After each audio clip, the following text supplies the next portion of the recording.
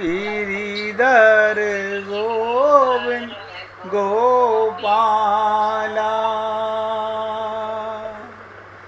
भजो मुरली मनोहर नंद लाला। भजो मुरली मनोहर नंद लाला। भजो गिरिधर गोविंद गोपाला। भजो गिरिधर गोविंद गोपाला। भजो मुरली मनोहर नंद लाला। भजो मुरली मनोहर नंद लाला। भजो गिरिधर गोविंद गोपाला। भजो गिरिधर गोविंद गोपाला। बोलिए वृंदावन बिहारी लाल की जय जय श्री राधे। जय जय श्री राधे। सभी भक्तों से निवेदन, बहुत एकाग्रचित्त होकर सत्संग के प्रत्येक शब्द को पूरी गहराई से समझने का प्रयत्न कीजिए। 3 दिन से जिस चीज़ पर चर्चा चल रही थी उससे आगे बढ़ने का मेरा मन है, लेकिन बढ़ने से पहले आप सब पुण्य आत्माओं से पूछना चाहता हूँ, क्या हमको अपने मन में दोनों राक्षस नज़र आए या नहीं आए? क्या हमने उनके विषय में सोचा या नहीं सोचा, या हमने अपने राक्षसों को दबा के रखा? पूछिए वीना जी। हाँ, सोचा गुरुजी, अपने मन के राक्षस को दबाने के लिए। दबाने का मतलब उनको उजागर नहीं करना चाहा, छुपाना चाहा। मतलब उनको उजागर करेंगे तो फिर अब किसी और चीज में मन लगेगा फिर हमारा। नहीं नहीं, मेरा मतलब कहने का है उनको मिटाना चाहते हो, उनसे बचना चाहते हो। उनको मिटाना चाहते हैं। हाँ, बहुत सुंदर, अति सुंदर। और कोई भक्त बताना चाहे?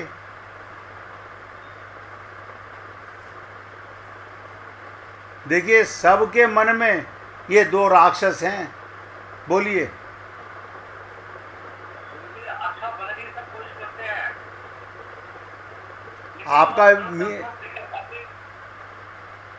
आपका स्पीकर बंद है मीना जी। हाँ जी।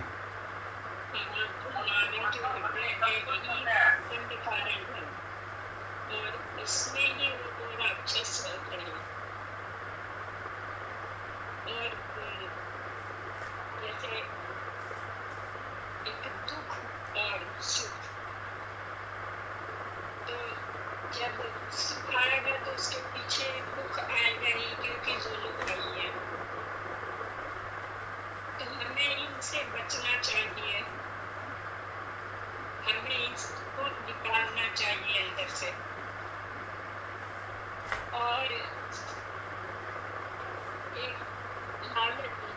लालच है तो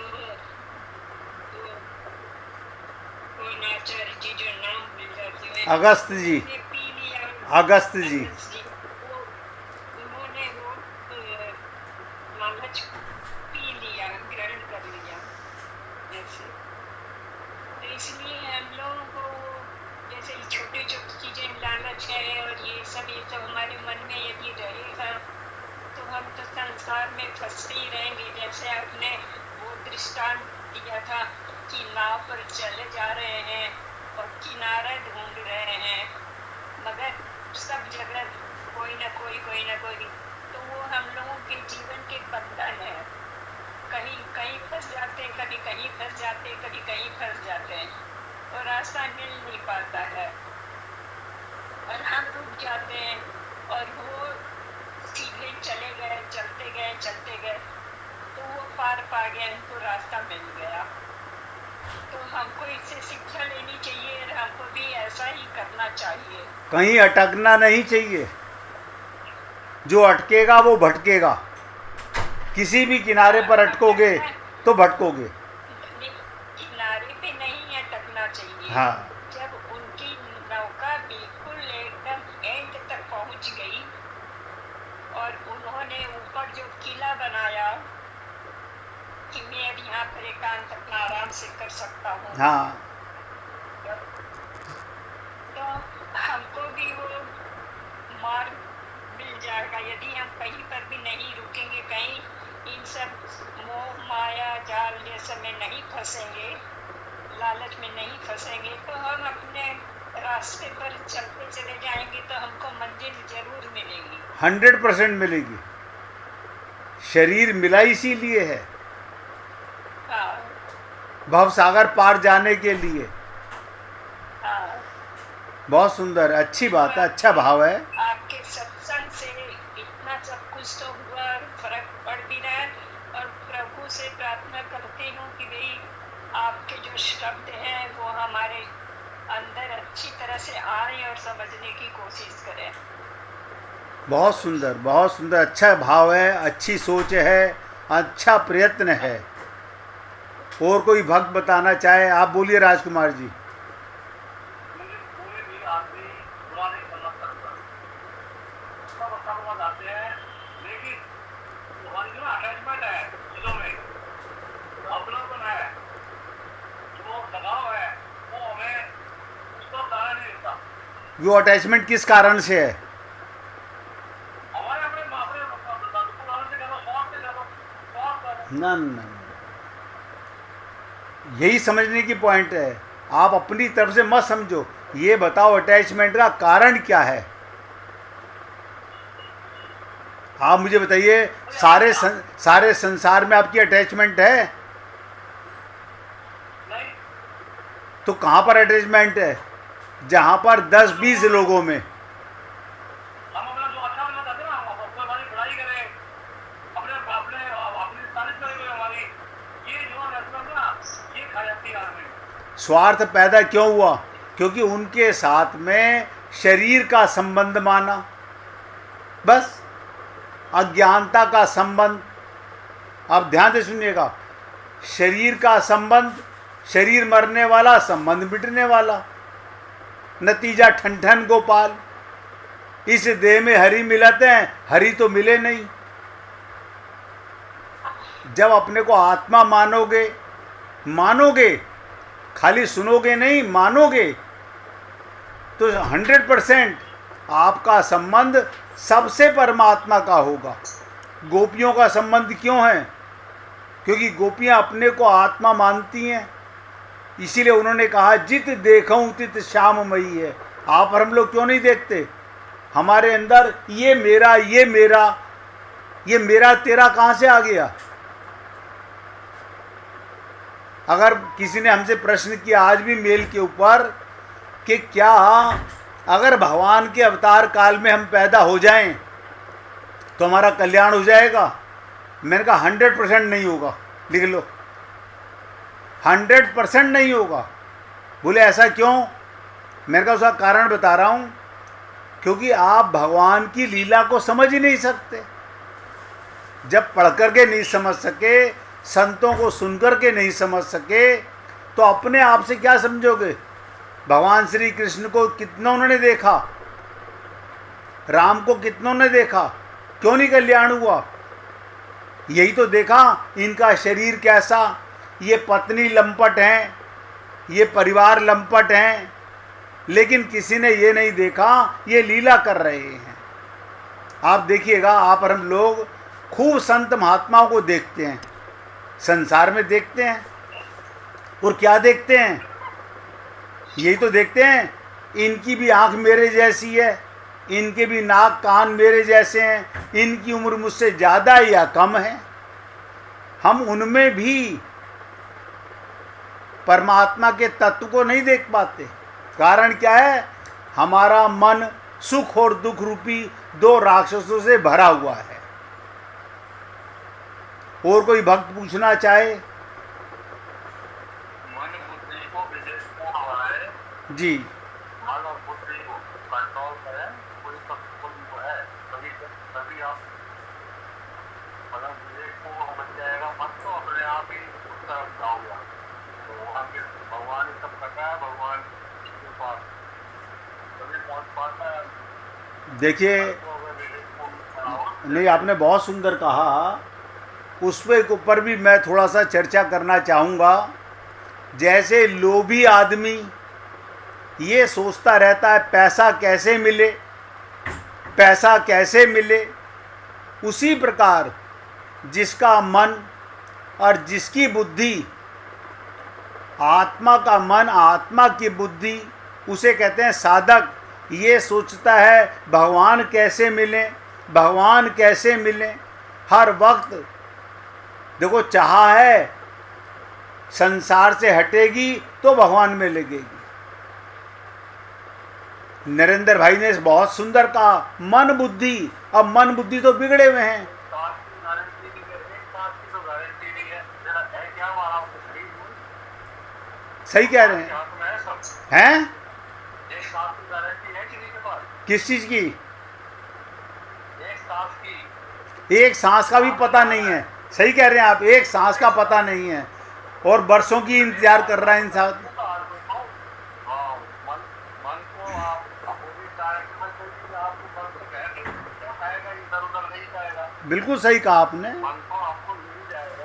देखो, कहावत है मन से ही तो पैदा होता है ना। अति सुंदर, आप लोग रोज सुनते हो, मन की तरंग मार लो बस हो गया भजन।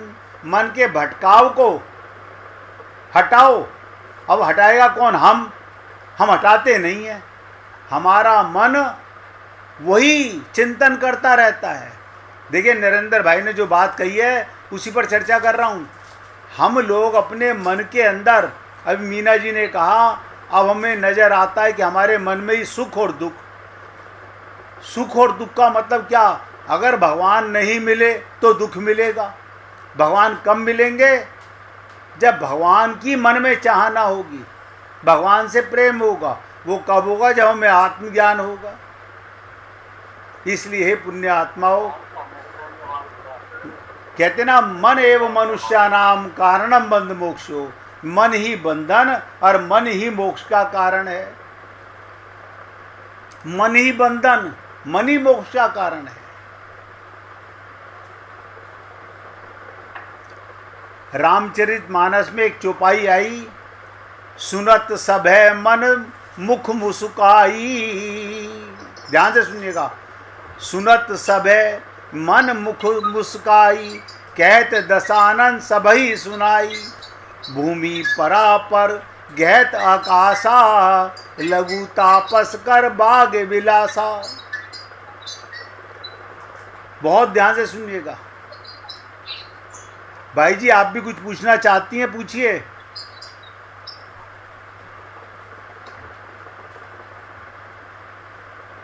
उमा भाई जी, आप कुछ पूछना चाहती हैं? आपका स्पीक क्यों नहीं बोल पाती?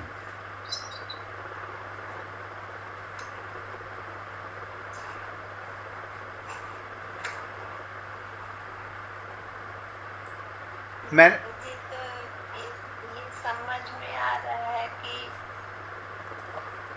हम आत्मा है और ये मन जो है हमारा दास है। बिल्कुल, बहुत सुंदर। हम स्वयं भगवान में लग जाए तो ये मन स्वतः ही लगेगा, इसे लगना ही पड़ेगा। बहुत सुंदर। देखिए, जब तक शरीर का मन है तो संसार में लगेगा।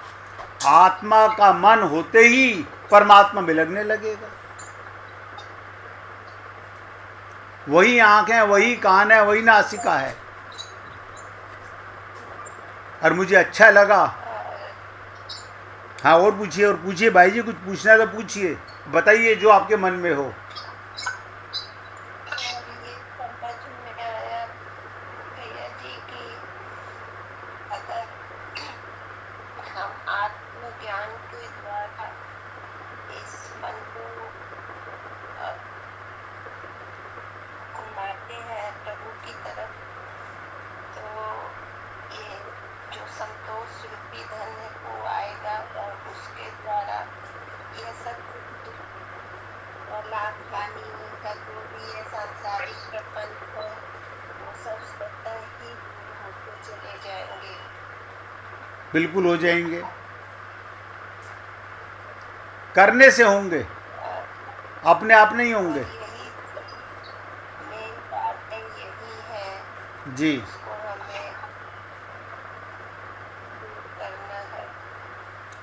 ऐसा समझ लीजिए, किसी व्यक्ति को बुरी आदत पड़ चुकी है, उसे बार बार उसका मन बुराई की तरफ जाएगा, लेकिन जैसे हम कीचड़ से पैर बाहर निकालने का आँख एक बार प्रकाश में देख लें कीचड़ है तो कोई उसमें पैर नहीं रखता। अंधेरे में कीचड़ में पैर चला गया, आपको पता नहीं चला, लेकिन जैसे ही प्रकाश हुआ, आत्म प्रकाश होते ही ये सारा संसार माया का नज़र आने लगता है, कीचड़ नज़र आने लगती है, परमात्मा का स्वरूप नज़र आने लगता है। ये हमारा ज्ञान क्या है, अनंत जन्मों से चला आ रहा है शरीर का, अनंत जन्मों से, और हम उसी ढर्रे पर चल रहे हैं जो अनंत जन्मों से चल रहा है। जैसे रहट का पहिया घूमता रहता है, ऐसे हमारा मन भी सदा संसार में ही घूमता रहता है। जिस दिन आपको मैं बार बार निवेदन करता हूँ, कल भी कहा था, सबसे बड़ी स्वस्थता कब होगी, आप स्वयं में स्थित कब होंगे, आत्मा में स्थित कब होंगे, जब आपका हर्ष और विषाद दोनों भस्म हो जाएंगे। संसार में रहेंगे जैसे भगवान रहे, भगवान ने क्या किया, लीला करी। आप बताइए, 16,108 पत्नियां भगवान श्री कृष्ण की, और सबके 10-10 बच्चे, और सब निकम्मे।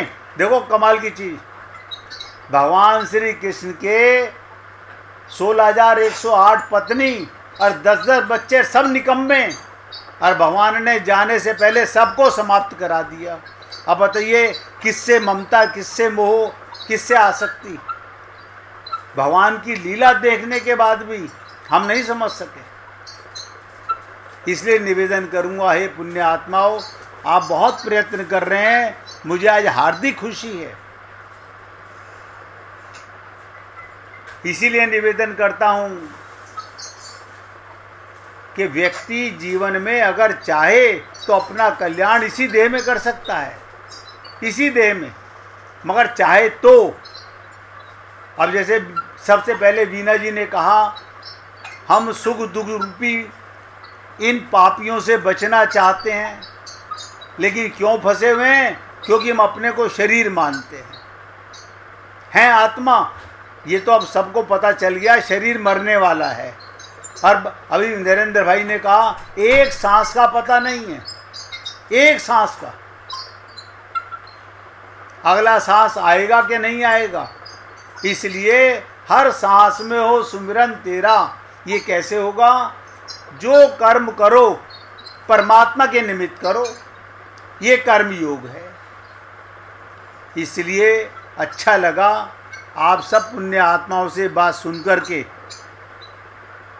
कि भगवान का प्रेम पाने के लिए आप और हम लोग प्रयत्न करेंगे तो कामयाब होंगे। कहते ना, हम होंगे कामयाब, इसी जन्म में होंगे, अगले जन्म की बातें क्यों करें। अच्छा लगा।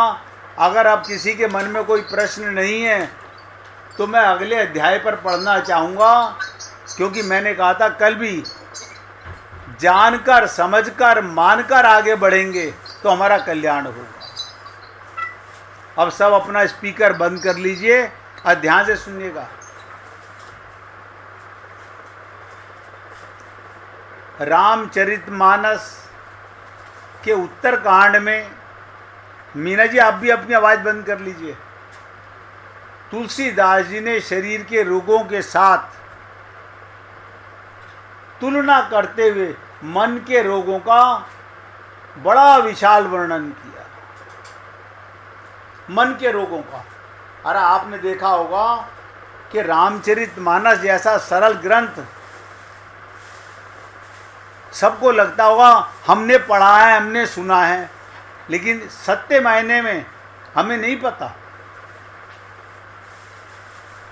तो कहा गया, फिलहाल जिस रोग की चर्चा चल रही थी, हर्ष और विषाद, सुख और दुख, हर्ष विषाद ग्रह बहुताई जैसे शरीर के रोगों में मैंने कहा था कंठ का रोग, घेंगा का रोग, ऐसे ही मन के अंदर ये सुख और दुख का रोग। हर व्यक्ति सुख चाहता है। कौन सा सुख? संसार का सुख। आप सोचो, संसार का सुख तो मिटने वाला है। आप और हम लोगों के पास कितना भी धन हो, छोड़ के मरेंगे। खा नहीं सकता कोई व्यक्ति, कुछ ले जा नहीं सकते। इसलिए ये हमारे मन में राक्षस बैठे हुए हैं, इन्हें हमें ही मारना है। तो गले के एक प्रकार का रोग होता है जिसको गला फूलना कहते हैं। आपने देखा होगा बहुत से लोगों का गला फूल जाता है, उसे प्रचलित भाषा में घेंगा बोलते हैं। इसी प्रकार व्यक्ति के मन में, ध्यान दीजिएगा, इसी प्रकार व्यक्ति के मन में जब खुशी का, तो मन भी गले की तरह फूल जाता है। जब सुख आता है तो जैसे गला फूलता है ऐसे ही मन फूल जाता है। किंतु गला फूल जाने पर जैसे व्यक्ति ये सोचकर प्रसन्न नहीं होता कि मेरा गला कितना सुंदर दिख रहा है। आप बताइएगा, किसी के गले के अंदर अलग से फोड़ा निकला हुआ नजर आए, उसे अच्छा दिखाई देगा?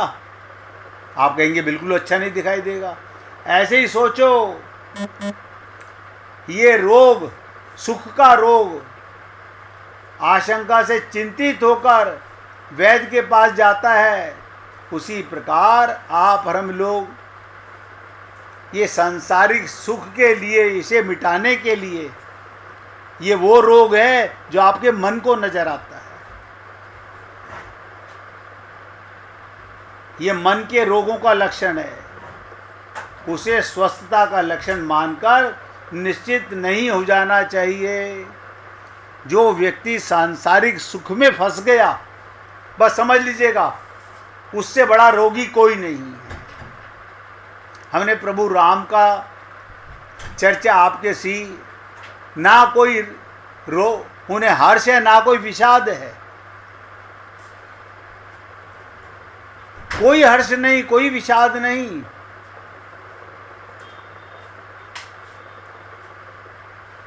इसी प्रकार से जिसमें बाहर से कुछ दिखाई नहीं देता, देखिए मन में रोग हैं, सबके हैं, बाहर से नजर नहीं आते, परंतु भीतर गांठ पड़ जाती है। जैसे आप हम लोगों को लगा, अभी मीना जी ने कहा हमें इनसे बचना चाहिए, इनमें नहीं फंसना चाहिए। अब ये मन के रोग नजर आने लगे ना, हमें काम, क्रोध, लोभ नजर आने लगा ना, व्यक्ति भीतर ही भीतर कष्ट पाता रहता है। ऐसा ही लक्षण दुख का है। हर्ष की तरह विषाद बाहर प्रकट दिखाई नहीं देता। अब देखो, किसी के अंदर दुख है, अंदर है, बाहर दिखाई नहीं देता, परंतु मन में गांठ पड़ जाती है, वो व्यक्ति के हृदय को अंदर कष्ट देती रहती है। जबकि संसार का ना कोई हर्ष है, ना कोई शोक है, कोई सुख दुख नहीं है संसार का। इसलिए कहा गया जब आवे संतोष धन सब धन धुरी समान।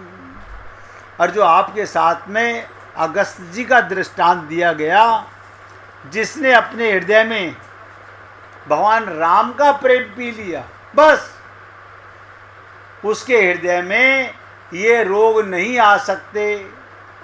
आपने देखा आतापी और बतापी का बारे में बताया गया, जिसने भगवान को अपने हृदय में रख लिया हो, समुद्र को अपने हृदय में रख लिया हो, उसे इस टेम्परेरी दुख क्या सताएगा। और आपके और हमारे सबके हृदय में नित्य प्राप्त परमात्मा, मैं फिर एक शब्द बोल रहा हूं, नित्य प्राप्त। आप कभी भी अपना चेक करना चाहो मुझे भगवान इस समय हैं कि नहीं, बस नाक पर हाथ लगा के देख लीजिए, सांस आ रहे हैं, आपको पता चल जाएगा। जब सांस नहीं आएंगे आप हाथ नहीं लगा पाओगे। इसीलिए अनुभव करो कि नित्य प्राप्त परमात्मा की प्राप्ति का अनुभव। अब बताओ, हम अनुभव कर रहे हैं सांसों का, परमात्मा का अनुभव नहीं कर रहे। मैंने कई बार कहा, किसी पैसे से सांस आते हैं, नहीं आते। माँ बाप से आते हैं, नहीं, माँ बाप से भी नहीं आते। पति पत्नी से आते हैं, नहीं, पैसे पति पत्नी से भी नहीं आते। फिर किसकी कृपा से आते हैं? भगवान की कृपा से। बताओ, उसकी कृपा को सांसों में तो महसूस करते हो और अपने साथ अंदर अनुभव नहीं करते।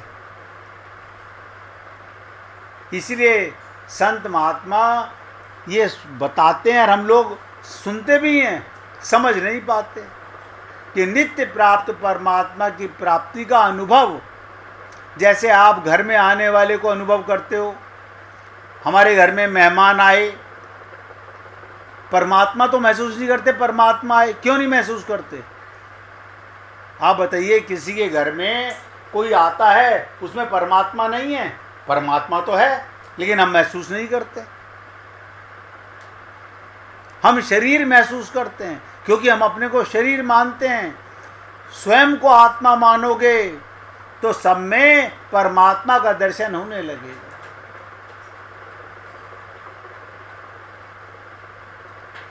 तो इसी प्रकार से सुख और दुख के लक्षण,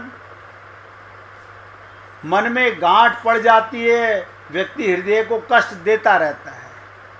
अब परिवार के सारे लोग खुश हैं, हम दुखी हैं, क्या कारण? हमारे मन में दुख है। अच्छा, इन्हें नहीं पता, इन्हें क्या पता? जो दुख मुझे हुआ है वो मुझे पता है, इन्हें क्या पता?